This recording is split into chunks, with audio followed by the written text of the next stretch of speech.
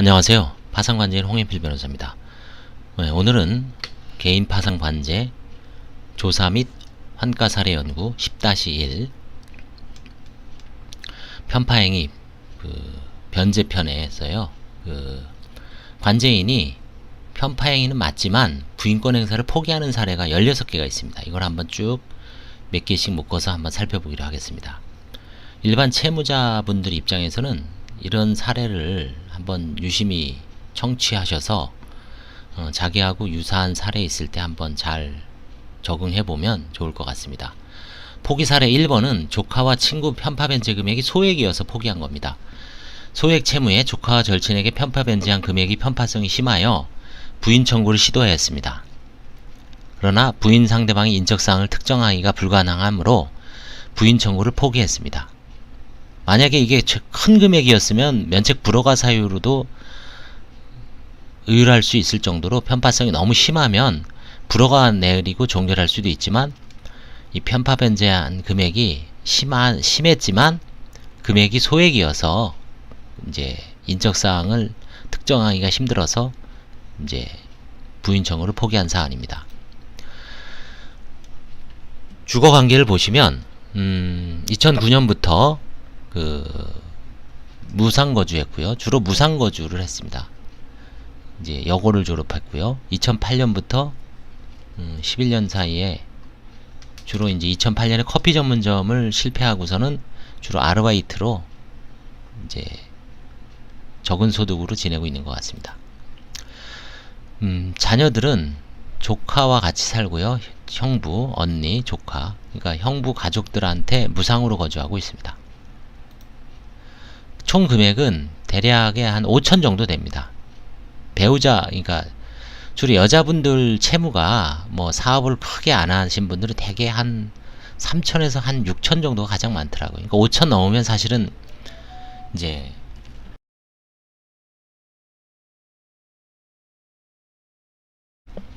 5천 넘으면 제가 한번 말씀드렸지만 아마 한계가 오는 것 같아요. 돌려막기라는 게. 이제 채무자의 현재 재산은 없고요. 그래서 생략했습니다. 5년 채무자 명의 재산은 요 빌라가 있었습니다. 요거는 이제 2006년 4월 20일 날 매각을 해서 채무 변제했고요.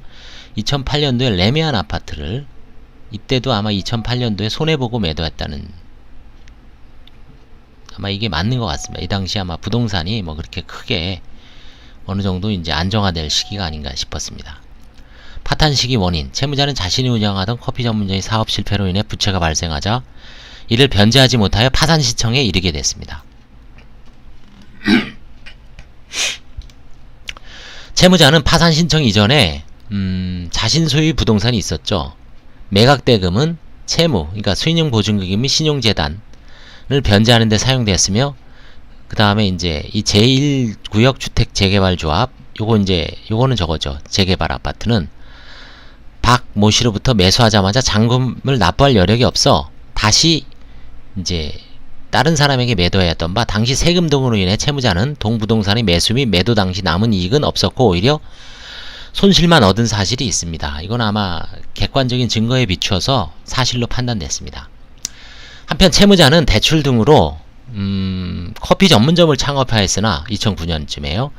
동사업의 실패로 사업 청산 시인 2010년 7월 달에 임대인으로부터 이제 반환받죠. 그 보증금을 조카 연모 씨에게 400만원을, 그 다음에 8월 13일에는 이모 씨에게 금 800만원을 변제한 사실이 있어요. 뭐 편파 변제죠. 아까 5천만원의 채무인데 조카 400만원, 개인 채권자에게 800만원, 1200이니까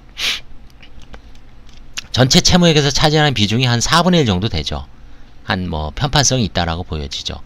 이는 다른 채권자들 해야 하는 행위로 편파 변제에 해당합니다만, 그래서 이제 부인 청구를 한번 관제인은 검토를 해봐야 되는데 부인 청구를 포기했습니다. 관제인은 채무자가 사업 청산 시 임대인으로부터 반환받아서 조카에게 400만원, 개인 채권자에게 800만원을 변제한 사실이 있는 걸 이제 밝혀냈었죠.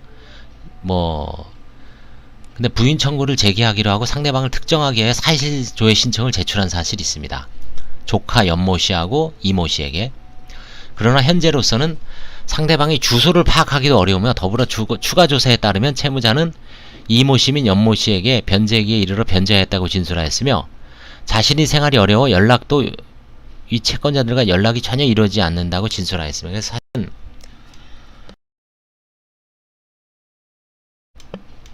채무자 말을 고지고대로 믿고서 과연 면책을 해주는 게 타당한가라는 의문도 있을 수 있습니다만 여러가지 어떤 조사의 전 취지를 봤을 때 크게 실익이 없는 것 같아서 조카에게 아마 소송에서 이겨도 크게 실효성이 있을 것 같지가 않아요. 그 판결 자체가. 그래서 이럴 땐 과감하게 포기하는 게 맞습니다. 그리고 이제 면책 내지 재량 면책으로 가야죠.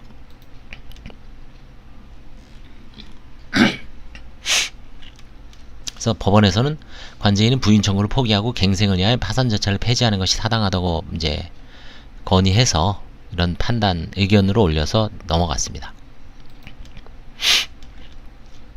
아까 1번도 이제 편파 변제액이 전체에서 차지하는 금액이 25% 정도죠. 이것도 마찬가지입니다. 인적사항 불특정되고 부인 청구가 불가능하죠. 재량 면책을 했습니다.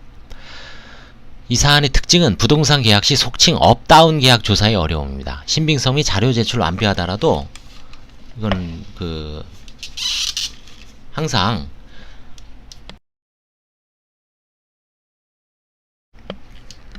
허위 가능성이 상존하죠. 이거는 법원에서 부인 청구를 허가받았으나 부인 청구 실효성이 없어서 포기했습니다. 취하했습니다. 당사자 인적사항을 특정하기 어려워서요. 이것도 벌써 9년 전 사건이네요. 2008년서부터 10년 사이에 무상거주 하고 있습니다. 중학교 졸업했고요. 이제 계속 무직으로 있습니다. 사업 실패한 이후에는. 배우자가 계시고요. 자녀들은 다 30살, 29살 넘었습니다. 이것도 주부죠. 이분도 6명에 3,900, 4,000 정도 되죠. 이것도 이제 한계선에 왔을 거예요. 그래서 5년 이미 현재 재산은 없고요. 과거 5년 처분한 재산을 보니까 부동산 2009년에 4억 5천에 처분했고요. 102호는 1억에 이제 변제를 했죠. 그 다음에 이제 자녀의 임차보증금 2천만 원에 불과하고요. 부동산 매각대금에서 이제 증여를 했어도 이건 면제재산 범위이기 때문에 넘어가죠. 2003년 남편의 사업 실패 조사한 결과 실제로 2008년 카드 사용 누적으로 채무가 급증했고요. 2003년에서 2007년에 오히려 투자 목적 부동산을 2채나 보유하고 있었죠.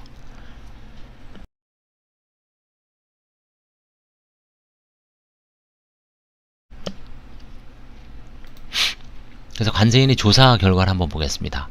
201호 매매대금 사용 내역에 대한 허위 진술에 대하여 면책 불허가 사유가 존재합니다. 채무자는 이 부동산을 금 4억 5천만원에 매도하여 그중 4억 2천여만원을 채무 변제에 사용하였다고 하면서 그 사용 내역을 제출하고 있습니다.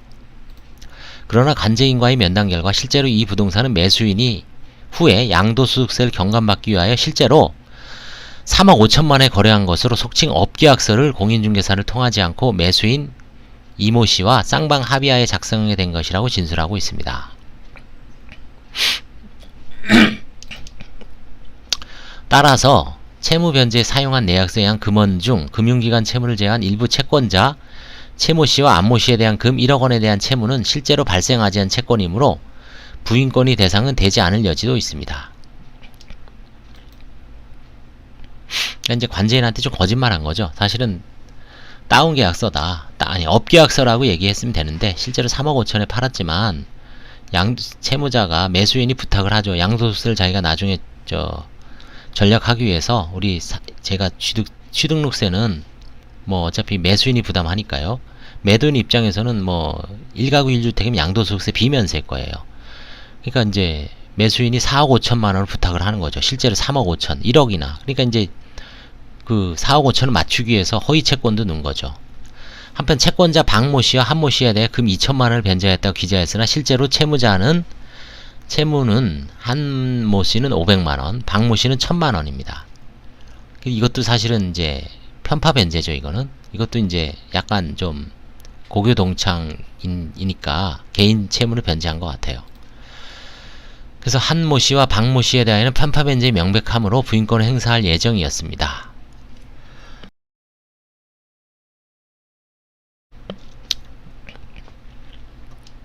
그렇지만 채권자 최모 씨와 안모 씨에 대한 변제 합계약 1억 원은 실제로 채무를 변제한 것이 아니고 거래 금액을 높이기 위하여 가장한 거래이므로 위 채권자들 4명을 상대로 부인 청구를 하여 채권자의 답변을 받은 후 아울러 매수인 이의대로 조사할 예정이었는데요. 가장 거래일 경우에는 부인권이 대상이 되지 않죠. 채권자 최모 씨와 안모 씨에 대한 부인 청구를 취하하고 한모 씨와 박모 씨에 대해는 변제 금액이 크지 않으므로 적절한 금액을 이제 화해해서 환수할 예정이었습니다. 그래서 이제 재량 면책을 하는 거죠. 그래서 이런 걸 하기 위해서 부인 청구를 해야 되느냐, 과연 진상을 알기 위해서. 채무자 말만 믿고서 이게 진짜 4억 5천일 수도 있잖아요. 그렇죠? 이게 참 어려운 거죠, 이런 경우에. 그 다음에 이제 채무자의 102호. 채무자는 파산 신청 시 작성 시 지급불능 1년 전에 처분한 재산에 해당되지 않아 진술을 하지 않은 것이라고 진술을 했습니다. 그래서 이제 허위 누락 기재는 아닌 것으로 보였습니다. 본인 착오에 의해서 2013년경 이 부동산은 현금 2,600만원과 기존 전세입자의 보증금을 인수하여 합계금 6천만원에 구입하였다고 이제 진술하고 있습니다.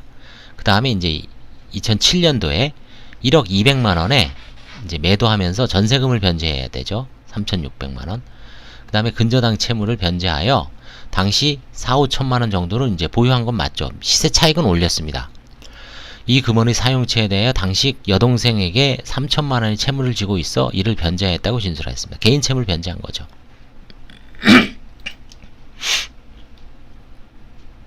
채무자의 채권자 목록에 기재된 채무가 대부분 카드 사용 누적으로 인한 채무로서 2008년 10월 이후 이제 발생한 것으로 보아 이 여동생한테 한 거는 편파 변제는 아닌 것으로 보입니다. 그 당시에는 이미 정상적인 변제라고 볼 수가 있죠. 그래서 넘어갔습니다. 사례 3. 이거는 변제의 상당성. 부인권 청구 조각 사유라 그랬죠. 변제가 사회적 상당성을 갖고 있는, 예를 들어서 임금을 준 경우, 자기보다 열악한 지위에 있는 사람한테 변제한 경우, 생활비로 사용한 경우, 여러 가지가 있겠죠. 보겠습니다. 전 배우자 재산이 임차보증금 2,500만원 있습니다. 배우자 매각대금으로 사용한 거고요. 이건 주거 이력 같은 거 다 생략하고 핵심적인 것만 한번 보겠습니다. 채무자는 전업주부로서 배우자가 운영하던 디자인이 사업 부진으로 인해 2005년부터 어려움을 겪던 중 신제품 개발 실패 여파로 배우자의 채무가 급증했다라고 이제 얘기해서 결국 파산이 이르렀습니다.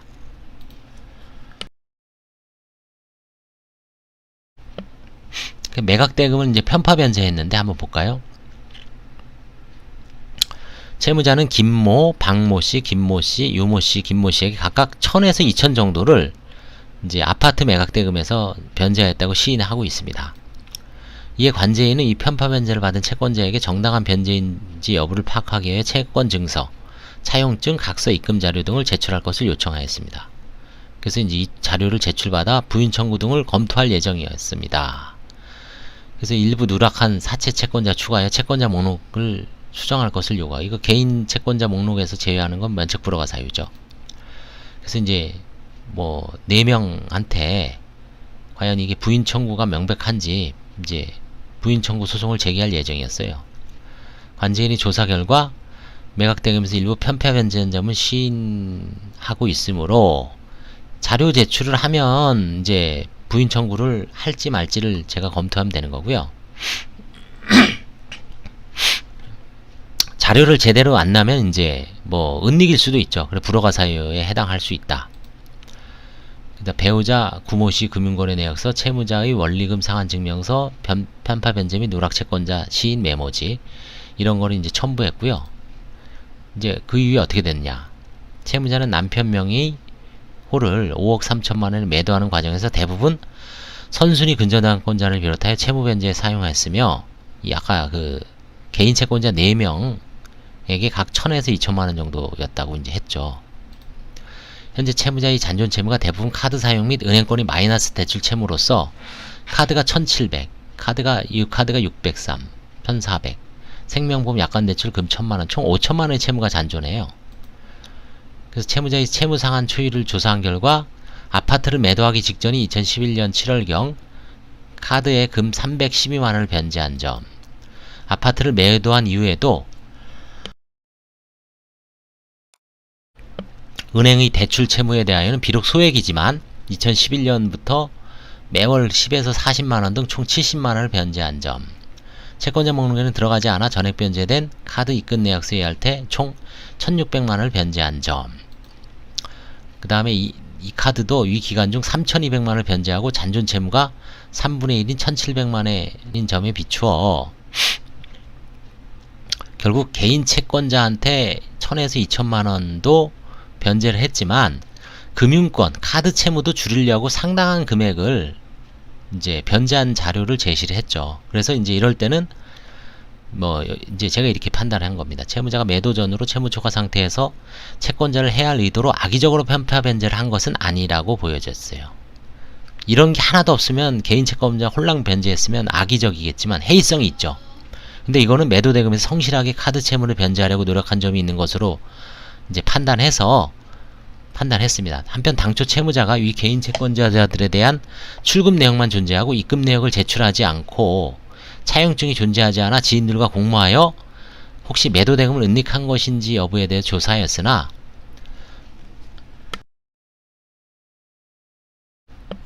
결국 이제 과거 통장을 낸 겁니다. 김모 씨는 2007년 1월 11일 3천만원, 박모 씨는 2010년 11월 24일 1500만원, 그 다음에 또 다른 김모 씨는 2011년 6월 15일 금 1000만원, 유모 씨는 2009년 3월 10일 1000만원, 김모 씨는 2011년 4월 8일. 그러니까 2011년도에 이렇게 돈을 남편이 아마 디자인, 인테리어 같은 거 하시니까 돈을 많이 끌어다 쓰신 것 같아요. 채무자 명의 통장으로 입금받은 자료가 존재하므로 허위 채무는 아니죠. 그렇죠? 그래서 뭐 편파 변제라는 걸 완벽하게 수평으로 맞출 수는 없습니다. 다만 그게 이제 정도가 심하느냐 아니냐에 따라서 이제 판단하는 거죠. 가장 쉽게 편파성을 판정할 수 있는 건 일종의 비율법이죠. 수학적으로. 아까 처음에 요 전 사례에서 총 채무가 5천인데 개인 채무자를 1200만원, 그러니까 25%죠. 4분의 1 정도 되니까요. 그 다음에 이런 경우도 아마 엄밀하게 비율적으로 나타나면은 이 지금 개인 채권자들한테는 한 1억 정도 갚았고요. 그 다음에 카드 채무는 한 4천? 4, 5천 정도 갚은 거예요. 그럼 이제 비율이 얼마? 2대1이죠. 그쵸? 50%. 이런 식으로 해서 50%가 안 되지. 20%, 25%. 이런 식으로 비교를 해서 전체적으로 이제 그 비율을 따졌을 때 편파성이 심한 경우는 완전히 좀 심하게 기울어진 경우는 부인 청구를 해서 좀 바로 잡는 거고, 이걸 100% 아주 정확하게 저울 재듯이 할 수는 없습니다. 대략적인 어떤 것만 반영을 하는 거죠. 그래서 이제 최종 결론은 이제까지 얘기했듯이 편파 변제의 악의성과 해이성을 인정하기에는 좀 부족하지 않았나 싶습니다. 그래서 이 케이스가 가장 아마 일반인들이 와 닿을 겁니다. 카드 채무를 나도 상당히 좀 카드도 변제했습니다. 개인 채무만 변제한 게 아닙니다. 관제인은 이제 개인 채무한테 이렇게 친구나 지인들 뭐 가족들한테 간 거를 이제 강조를 하죠. 밑줄을 쫙 그으면서 형광펜을 칠하면서 이거 뭡니까? 1000만원, 2000만원. 그런 것만 집중적으로 묻죠. 그때 이제 채무자 입장에서는 아니다. 이것뿐만 아니라 꾸준하게 카드 채무도 뭐 몇십만원씩, 몇백만원씩 변제를 했습니다. 그러면 이제 그거를 그렇다 그래서 부포하게 하는 게 아니라 그 비율을 보는 거죠. 과연 1년 동안 카드 채무를 뭐 300만원만 갚았어요. 근데 개인 채무는 3천 갚았어요. 너무 심하죠. 카드 채무를 300 갚고 개인 채무를 1000만원 갚았어요. 이것도 사실은 부인 청구는 원칙적으로 대상이 되는데 부인 대상인 상대방하고 화해할 때 금액을 참작할 수는 있죠. 좀 적게 가져오는 걸로. 그래서 이 케이스가 상당히 중요합니다.